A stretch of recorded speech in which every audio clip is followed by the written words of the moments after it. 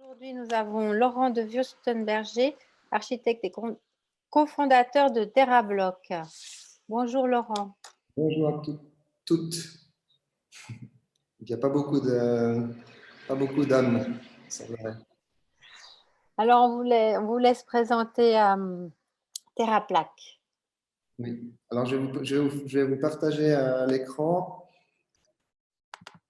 Et en fait, je vais vous faire un petit panorama des dernières réalisations qu'on a fait avec ce matériau de terre crue.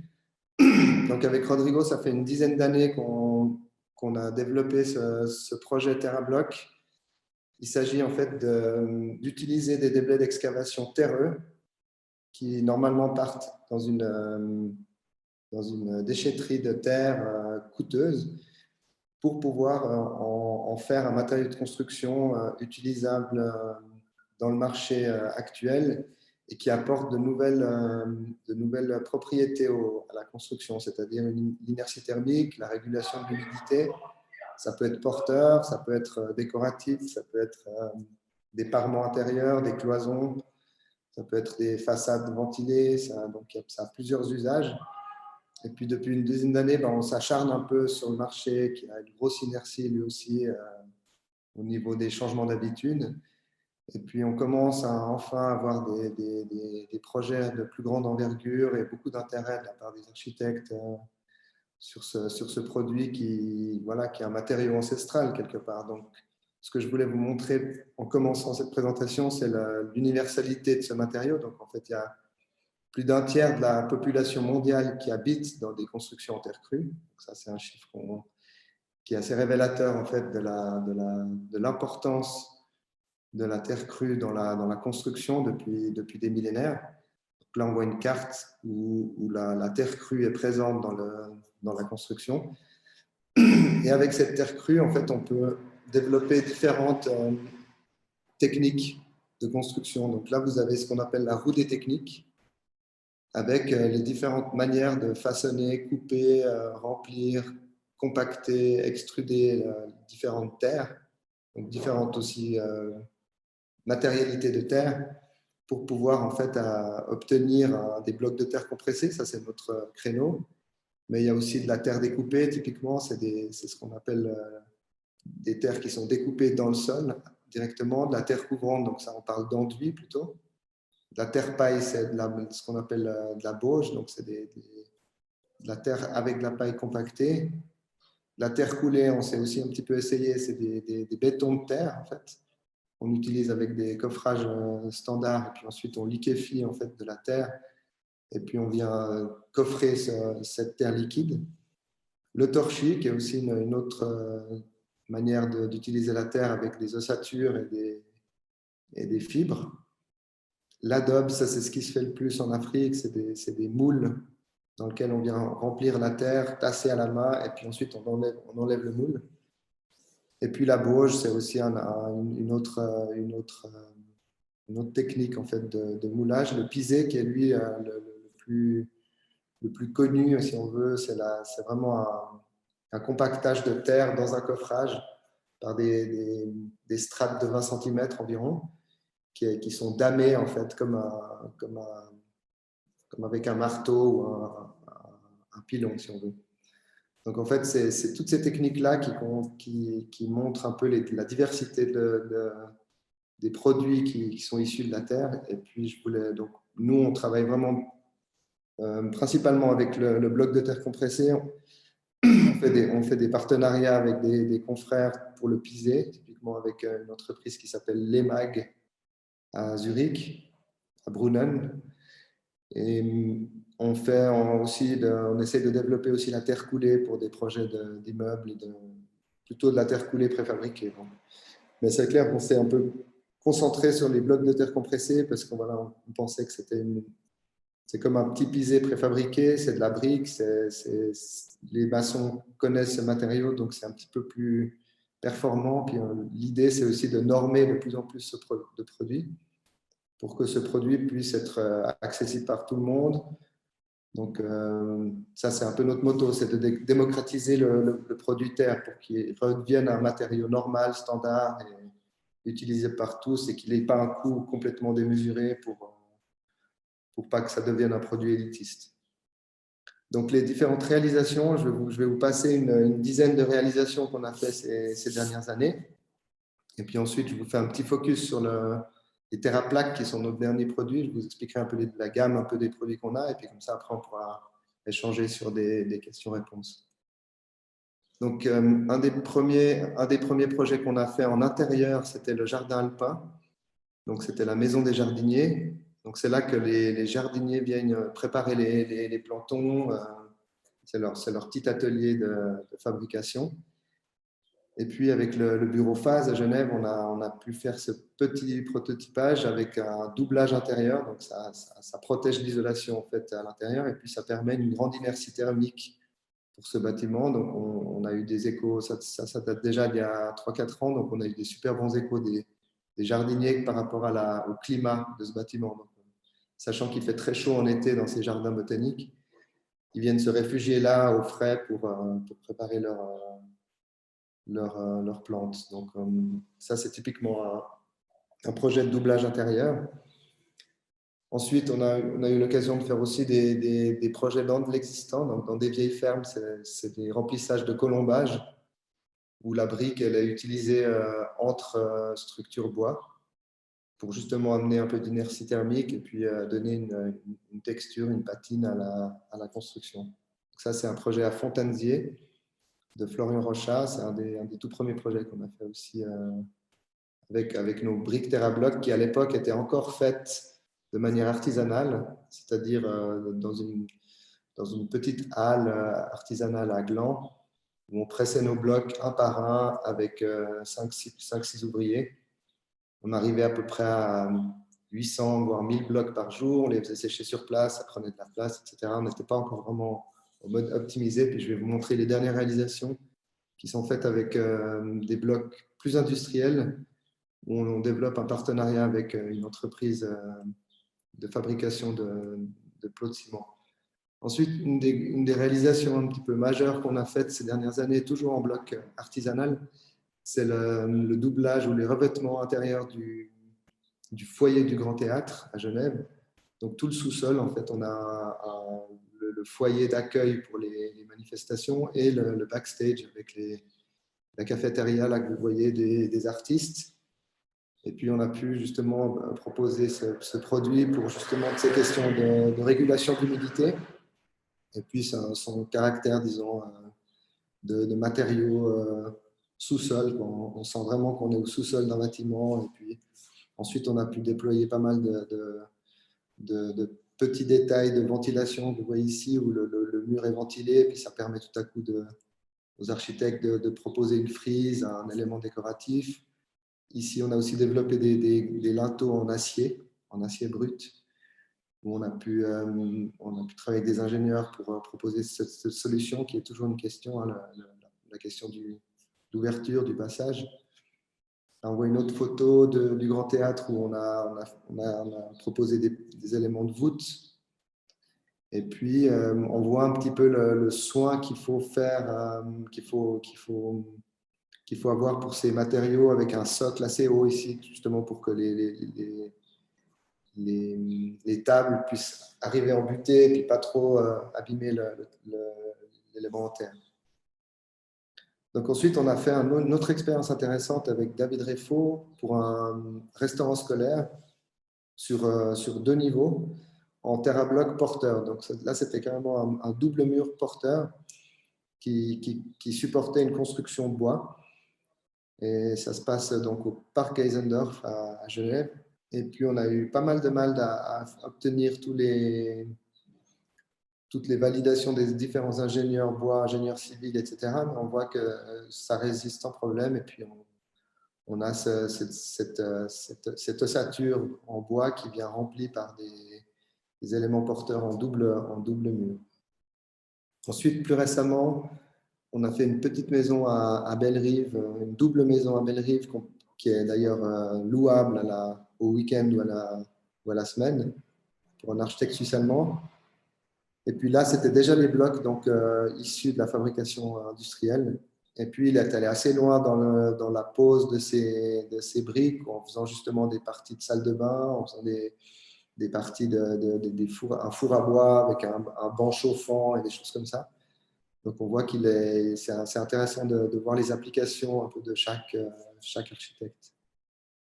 Ensuite, là aussi, on vient de terminer une école à RIA avec de nouveau le bureau phase. Donc là, c'est toute une ossature bois, une construction porteuse en bois et puis un remplissage entre les classes en terre à bloc. Donc là aussi, un mix bois-terre qui est intéressant pour ses caractéristiques croisées. Aussi récemment, des ateliers à Saint-Sulpice avec le studio SML. Donc là, c'était aussi très intéressant parce qu'on a fait c'est un mur simple en petits blocs de 14 cm d'épais, mais qui porte une dalle en béton. C'est des petites portées, mais ça reste quand même intéressant de voir qu'en fait, avec un petit mur de 14 cm, on arrive à porter une dalle. Et puis, une géométrie qui permet des encastrements, des assemblages un peu intéressants avec la brique, là, ce qu'on a un peu oublié de faire aujourd'hui dans nos constructions, c'est-à-dire s'amuser un peu avec le module du Lego. Et puis aussi cette attitude assez radicale de dire, ben voilà, tout ce qui est installation technique, tube électrique, on le montre, c'est apparent, c'est honnête, quoi, c'est revendiqué. Là, peut-être, ça montre un petit peu le panel de produits qu'on propose. Donc, on a vu pas mal de projets avec ces petites briques, là, ce qu'on appelle notre TerraBlock, là, donc les deux formats de briques qu'on a développés. Ensuite, on a développé le TerraPad pour le projet justement de la maison d'environnement à Vennes, avec JPF et le bureau Ferrari. Et puis, donc, on a développé ce gros pad qui mesure 80 cm, 30 cm de large et 15 cm de haut. Aujourd'hui, on est en train de commander ces deux moules. On a un projet pour ce petit module donc, de 10 cm qui peut être utilisé pour des cloisons ou des doublages. On a un projet avec l'atelier Bonnet pour ça. Et puis le 20 cm, on est en train de commander aussi un moule pour faire un hôtel à Saint-Gall avec le bureau Bolthauser. Donc on a gentiment des moules pour ces trois éléments, des moules pour ceci, et puis le TerraPlaque auquel je reviendrai justement, c'est notre dernier petit bébé qu'on a développé pour justement des cloisons intérieures, qui vient par contre revêtu. Et puis le terra-béton qui reste un élément qu'on essaie de développer un peu de manière un peu plus scientifique en faisant des tests à l'EPFL et des essais de laboratoire. Donc on a développé depuis bientôt 3 ans un partenariat, ce qu'on a appelé du coworking industriel avec l'entreprise Corna, qui eux font des dalles en ciment.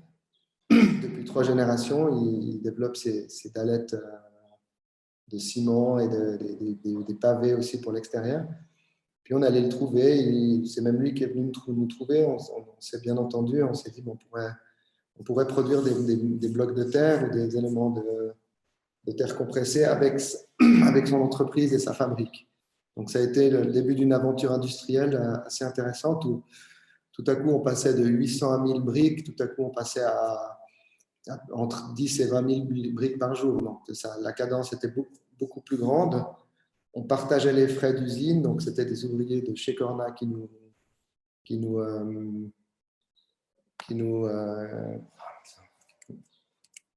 pardon, j'ai un petit bug. Donc c'était des employés de Corna qui travaillent entre guillemets pour nous, puis nous on loue en fait l'usine pendant 1, 2, 3 jours, et ça permet de descendre le prix, toujours dans l'idée de démocratiser la terre pour que le produit reste accessible un peu à toutes les bourses. Donc, on a développé aussi un brand un peu avec lui pour essayer de le pousser à développer des matériaux plus écologiques, plus locaux. On partage un peu cette même envie de développer des produits de construction au niveau plus écologique et plus durable. Donc là, vous voyez en fait à la sortie de la presse des blocs de terre compressés de grande taille. Là, c'est les pads, justement, les grands TerraPads qui sortent. Donc, forcément, selon en fait, la dimension, ben, il y en a plus ou moins par planche qui sortent. Et puis, vous avez une cadence de toutes les 10-20 secondes, il y a une planche qui sort avec ces produits. Et puis le dernier né, c'est ce petit élément vertical qu'on a appelé TerraPlaque. Donc, je ne sais pas si vous connaissez ces produits de plaque Alba qui en fait qui essayent de rivaliser avec le placoplâtre. Mais voilà, pour nous, le placoplâtre, c'est un peu une hérésie. C'est des plaques qui viennent d'Allemagne avec de l'acier dedans, d'isolation. C'est assez difficile à démanteler lors de la destruction. Donc, c'est au niveau démontage écologique, ce n'est pas idéal, ça vient de loin. Donc, on voulait un petit peu rentrer dans ces produits intérieurs, pouvoir proposer des éléments de cloison qui peuvent s'imbriquer les uns aux autres. Là, vous voyez ici les rainures supérieures qui permettent en fait de couper les TerraPlaques à ce niveau-là et puis de créer des modules pour éviter les coupes et puis les déchets. Donc en fait, c'est tout un système de construction qui peut s'encastrer et ensuite qui vient revêtu par des enduits à l'argile. Donc ça, c'est les cotes. En gros, c'est 40 cm par 25 cm et puis il y a ces systèmes de rainures. Et puis ensuite, on vient l'encastrer avec un mortier à la colle. Donc, je vais vous montrer un échantillon. Donc ça, c'est l'élément qu'on a fait en usine pour essayer de voir si tout était OK. Et puis, donc, on a cette texture-là au niveau de la terre. Et puis, on a un mortier-colle qui est très, très, très fin, qui permet en fait, de solidariser tous ces blocs et puis pour maintenir justement l'équilibre. Donc, ce matériau, normalement, est revêtu.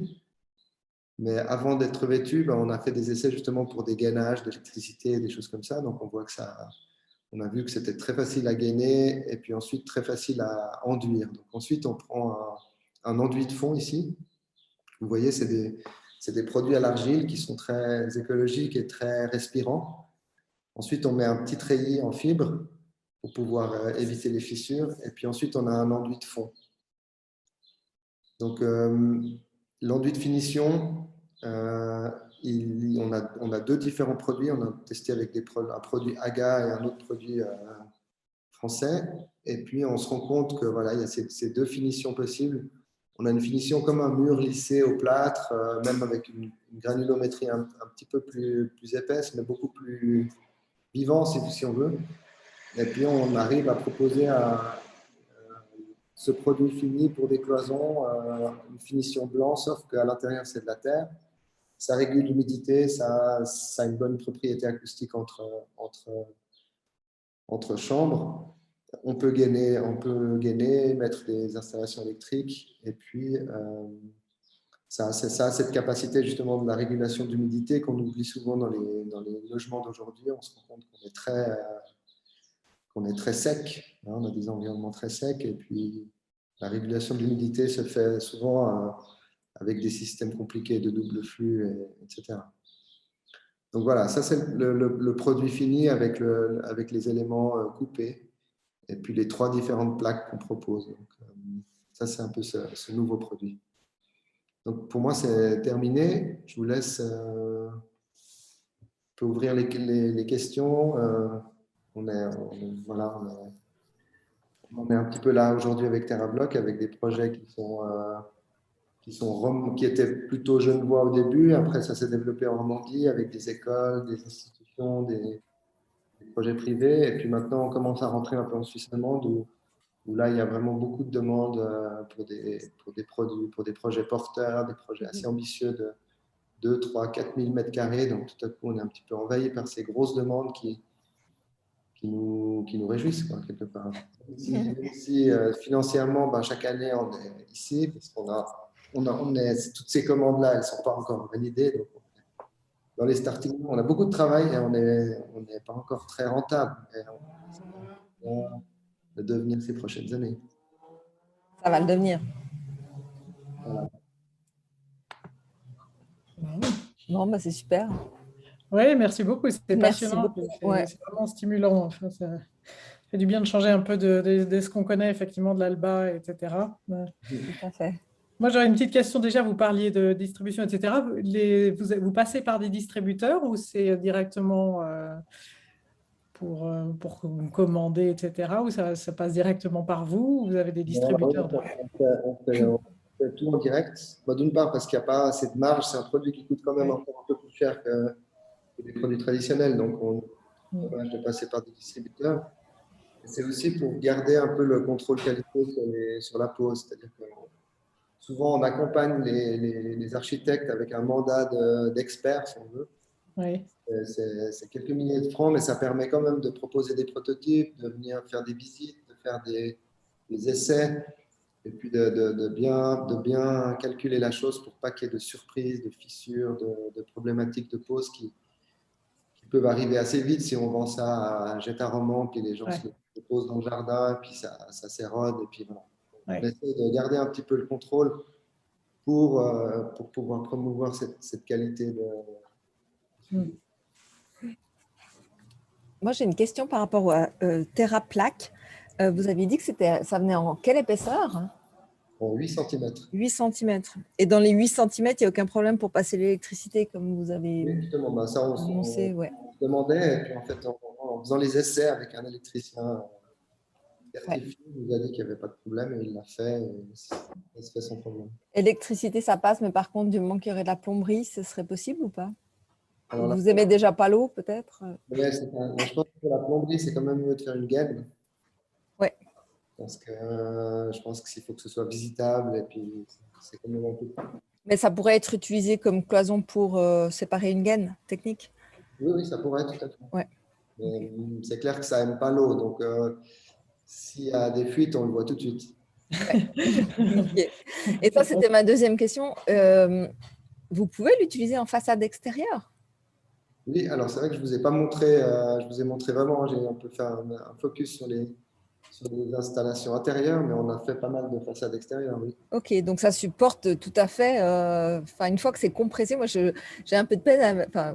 On a des a priori probablement, mais entre terre compactée et de l'eau dehors sous la pluie et aux intempéries, comment ça marche? Ce qu'il faut dire, c'est qu'on rajoute quand même entre 0 et 4% de ciment. Ok. On met un petit peu de ciment pour quand même que la durabilité au sens temporel puisse être garantie. On a fait pas mal de projets extérieurs, mais le seul problème, non, c'est très joli, mais l'avantage de ce matériau terre, c'est de le mettre à l'intérieur pour des questions de régulation d'humidité, d'énergie thermique. Donc, on prône un peu la terre à l'intérieur. Mais c'est clair qu'on a fait plusieurs projets avec des façades extérieures, une dizaine de projets peut-être. On a fait moitié-moitié, si vous voulez, pour l'instant. Ok. Est-ce que c'est possible d'avoir des détails de coupe sur vos façades et ce que vous nous avez montré? Parce que l'application, que ça soit à l'intérieur, est-ce que c'est toujours une double… Enfin, vous venez rajouter ça sur quoi comme autre structure, quoi? C'est sur un mur béton? Enfin, par exemple, le Grand Théâtre, il y a quoi derrière votre TerraBlock? En fait, il faut imaginer, c'est vraiment comme une brique normale, de maçonnerie en terre cuite ou en ciment, et que vous posez avec les mêmes réglementations, les mêmes normes, les mêmes attentions. C'est-à-dire il faut des fois mettre des murs forts, ce qu'on appelle des murs forts, c'est des treillis d'armature horizontaux pour éviter les fissures. Il y a aussi des ancrages contre les murs si c'est un doublage, typiquement pour pas que le mur bascule. Ouais. Tous des détails qu'on voit dans la nomenclature de la maçonnerie terre cuite. Okay. Souvent, on renvoie les architectes à leurs études, j'ai envie de dire, non, à leurs détails constructifs de maçonnerie, parce que en fait, on essaie de dessiner un élément de détail type, mais on se rend compte que chaque projet est différent. D'accord. En fait, c'est pour ça qu'on propose ce suivi, c'est qu'on les accompagne dans le projet pour qu'ils posent les éléments de terre de manière normée, disons, pour pas qu'il y ait des surprises après. Okay. On critique les coupes techniques, on les modifie, on les propose des ajustements, mais souvent c'est mieux que ça vienne de l'architecte, que lui nous donne sa volonté de rendu, puis qu'ensuite on ajuste les éléments techniques. Ouais, ok. Mais pour répondre à la question du Grand Théâtre, typiquement, derrière le Grand Théâtre, il y a les vieux murs du sous-sol. Ensuite, il y a toute une batterie technique de double fluide. Il y a un vide. Il y a un vide qui est assez Ouais. conséquent en plus. Et puis ensuite, il y a un élément de béton qui vient faire l'assise du Le terrain-bloc. socle là, que vous avez montré, ouais. Ensuite, on monte le terrain-bloc justement. Ok. Ça, vous avez spécifié que ce socle, peut-être, il était absolument bien aligné aux tables. Est-ce que c'est vraiment pour des raisons pour pas que les gens tapent sur la table puis que ça percute le mur ou bien? C'était un détail de l'architecte qui a proposé ce socle très haut. Mais Ok. normalement, on propose, pour les intérieurs, on propose une plainte suffirait en fait. Une plainte- D'accord. Une table qui taperait dans votre mur va pas Non, non, non, non. casser la brique, l'effriter et autres, faire un… Les usages publics, voilà, on prend quelques garanties et quelques attention quand même pour éviter les problèmes à moyen terme. Au niveau des résistances au feu, par exemple le TerraPlaque pour une cloison, je dirais dans un restaurant, etc. Au niveau de la résistance au feu, on est comment par rapport à un Alba ou un… Alors justement, ça c'est intéressant parce qu'on est en train de faire des tests en laboratoire. Là, d'ici 1 ou 2 mois, on aura des valeurs pour le TerraPlaque et puis pour le TerraBloc. D'accord. Donc a priori, c'est un matériau inerte qui ne va pas brûler. Hein, Oui. il y a pas tellement de soucis, mais il faut qu'on le prouve avec justement des normes, des résultats officiels. Et puis ça, on est dessus. D'accord. Donc, ce qui veut dire que pour l'instant, vous le réservez plutôt à des particuliers ou pour des choses comme ça où on n'est pas soumis aux normes aussi. Pour des logements, c'est beaucoup. Ouais, d'accord. Mais néanmoins, on a des normes françaises qui sont certifiées par des bureaux français, des bureaux techniques français. Mais par contre, on le soumet à l'ingénieur feu et puis souvent, il prend la décision de dire ouais, bon, c'est bon, je valide. En fait, par exemple, à Geisendorf, les murs porteurs, c'est des murs qui doivent résister au feu. Et puis, en lui soumettant toute une série de spécifications, de normes françaises, de normes européennes, bah, il a bien vu qu'il n'y avait aucun souci et il a certifié le bâtiment. D'accord. Ouais. Mais on aimerait bien sûr, être un peu bien outillé pour qu'il n'y ait plus cette question et qu'on ait la norme sous la main. Et toujours en usage, je dirais, domestique, par exemple, si je voulais mettre le TerraPlaque pour des cloisons de salle de bain, carrelé, faïencé, est-ce que ça a un sens, je dirais, moins de sens, j'imagine, d'un point de vue hygrométrique, régulation, etc. C'est plus par rapport à l'usage écologique du matériau versus un placo, mais ça a du sens ou c'est un peu… Non, moi je pense qu'au contraire, ça a beaucoup de sens parce que dans une salle de bain, il y a beaucoup d'humidité. Et puis du coup, c'est une bonne idée de placer ça dans des éléments humides parce que justement, ça absorbe l'humidité. D'accord. Ça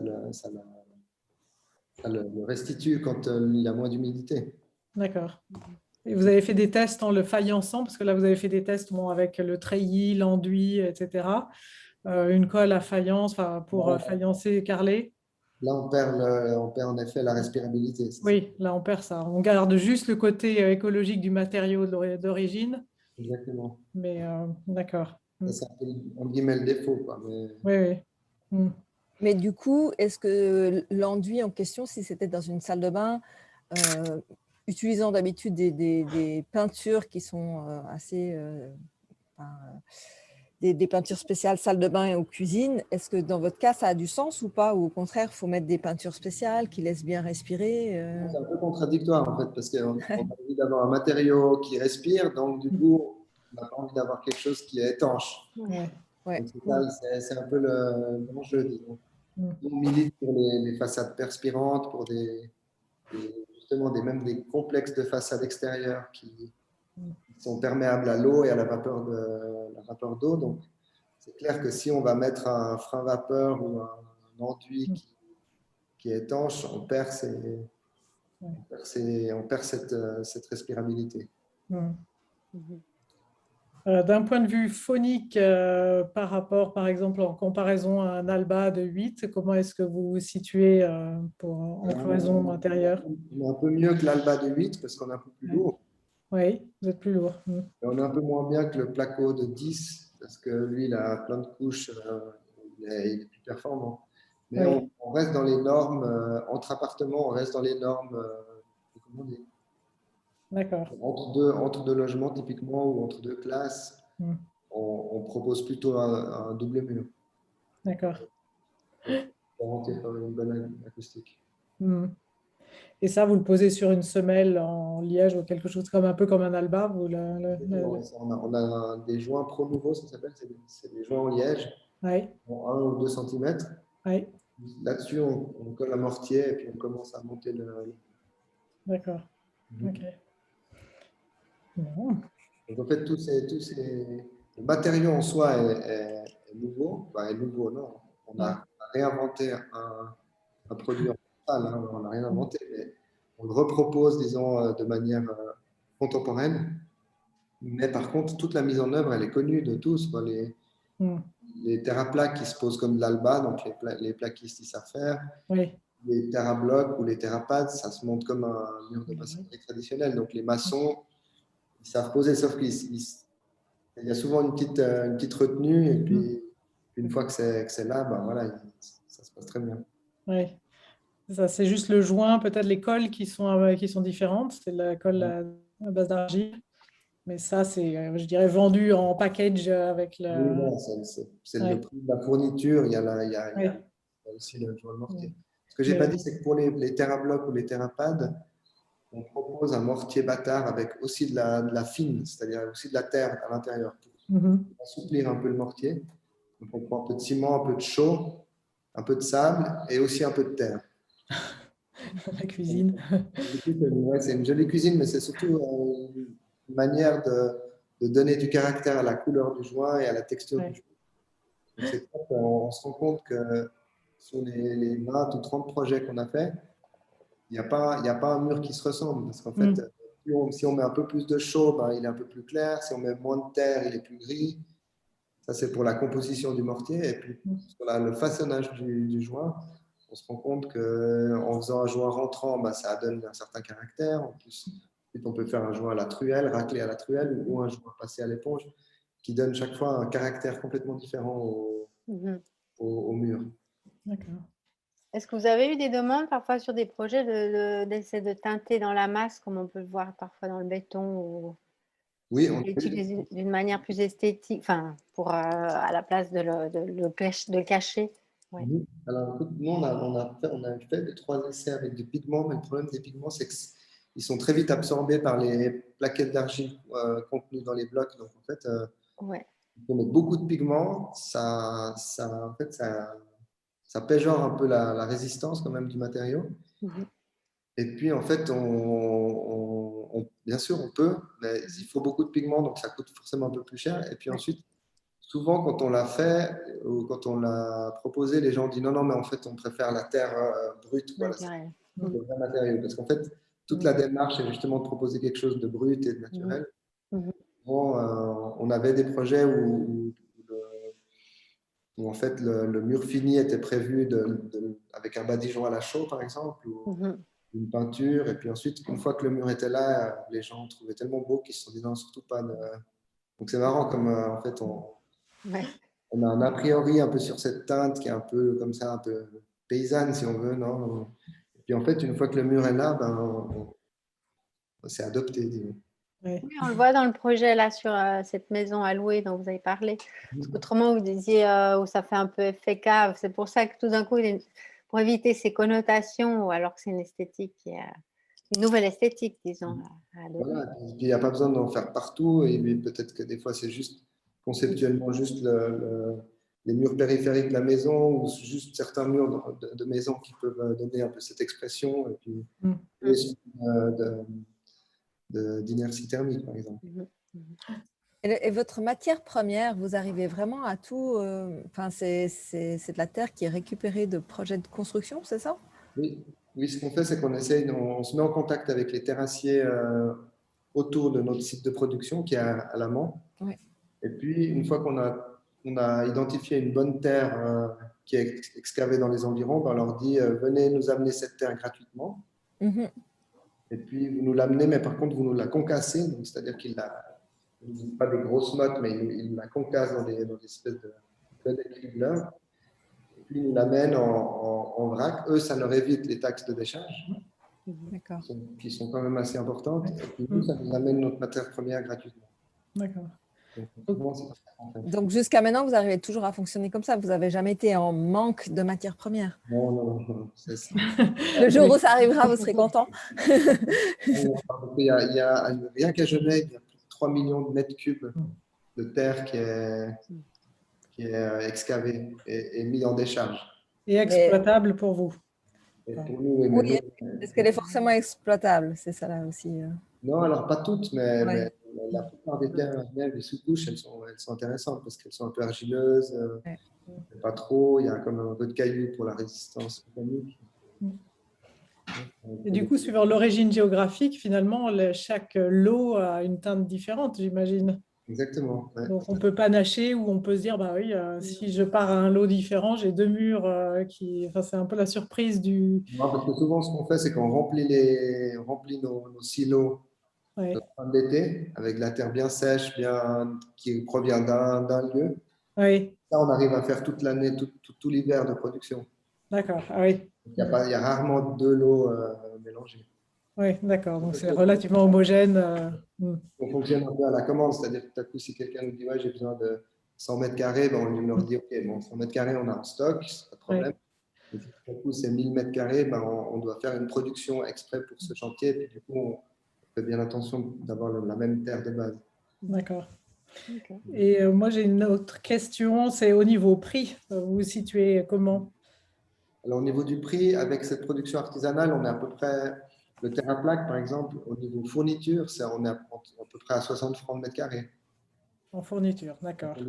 Et puis, pour les petits blocs, on est plutôt sur 80 francs de fourniture. Et puis ensuite, il faut compter en effet une centaine de francs de pause selon les soumissions de retour. Mais on arrive à faire, voilà, c'est clair que c'est plus cher qu'une placo à 120, 130 francs. Mais le placo, il faut le peindre, il y a toute une série. Si on prend tout le travail pour avoir une cloison finie en placo, on est à 150 francs. Quoi. Donc, Oui, oui. finalement, on n'est pas si loin. Quoi. D'accord. Et surtout, on prône des propriétés supplémentaires. Oui, oui, absolument. Non, mais c'est ça, c'est toujours de toute façon des compromis ou des discussions. Ouais, Mais non, c'est on est conscient qu'il faut qu'on se rapproche vraiment financièrement du placo-plate pour pouvoir être concurrentiel, sinon ça ne sert à rien. C'est sûr. Oui, sinon ça reste du truc de niche, très exclusif et c'est moins intéressant. Bon, moi, en tout cas, moi, ça m'intéresse bien. Après, oui, en niveau donc cloison, vous avez commencé à l'utiliser à une échelle un petit peu importante, le TerraPlaque, ou c'est vraiment… Pour dire la vérité, on a fait nos premiers essais fin de l'année passée. Là, on a fait une deuxième batterie de test en début d'année. Puis là, on a fait un premier lot un peu plus important pour un projet qui va avoir lieu à Mérin ici. D'accord. Et puis du coup, là, on a vraiment optimisé le produit. On a un bon rendu, donc on est assez content du résultat. Et puis, pour l'instant, c'est encore quelques centaines de mètres carrés. Ce n'est pas encore des mais c'est clair qu'une fois, on pourra poser ça, le montrer sur cette question d'inertie. Hein. On pose, que le bâtiment est visitable, et que l'architecte qui prend le relais fait son concours avec, gagne son concours, et construit. Donc, nous, voilà, pour l'instant, on a fait un petit projet à Champel, mais c'est une dizaine de mètres carrés dans un sous-sol pour s'essayer là-dessus. Tout le monde est ravi, donc bons espoirs pour ce projet. Et le TerraPlaque, il y a possibilité de le laisser apparent, brut, ou c'est pas la volonté, c'est pas l'objectif, parce que vos plots briques, elles sont tellement jolies que évidemment on veut les laisser apparentes, mais les plaques qui ressemblent à l'Alba, est-ce que si on décidait de mettre l'électricité apparente, est-ce qu'on pourrait laisser aussi les joints apparents et tout ça? Oui, on pourrait tout à fait le laisser apparent. C'est un petit peu plus friable parce que ce que je ne vous ai pas dit, c'est que dans le TerraPlaque, en fait, on l'allège avec des billes d'argile. D'accord. Au lieu de faire 16 kilos, il n'en fait plus que 12. Donc forcément, la texture est un peu plus brute, quoi, un peu plus petit peu plus abrasive, comme ça elle est moins propre qu'un bloc qui est vraiment lisse et puis qui perd vraiment pas de fil. Mais du coup, oui, ce serait possible. Il faut juste un montage très soigneux Oui, c'est ça. Ouais.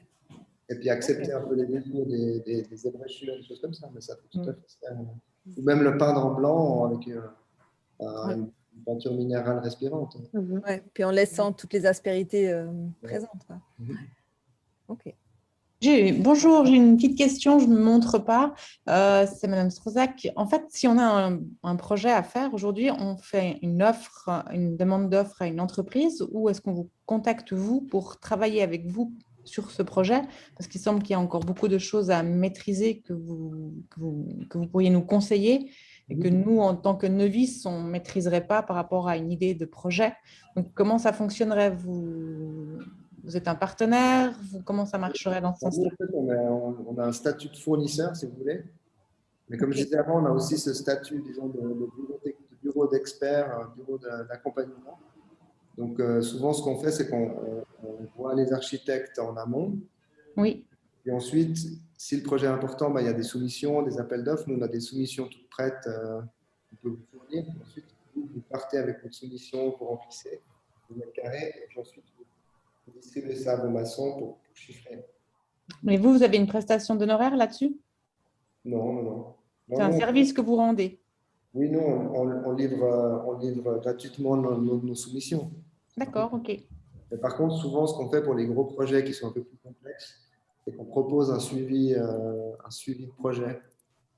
Par exemple, là, on fait des immeubles de logement à Zurich avec un gros bureau. Ça représente 3 000 à 4 000 mètres carrés de surface. Et puis, ils ont besoin de, comme on a un ingénieur civil ou un ingénieur bois, là, on a un rôle de mandataire comme ingénieur terre. Excellent. Donc, vous pouvez proposer cette prestation pour qu'on soit, nous, à l'aise dans ce produit qu'on connaît peu. Voilà. Et vis-à-vis du client, c'est une bonne notion. Ok, excellent. Merci. Pas de souci. Non. D'autres questions? Non.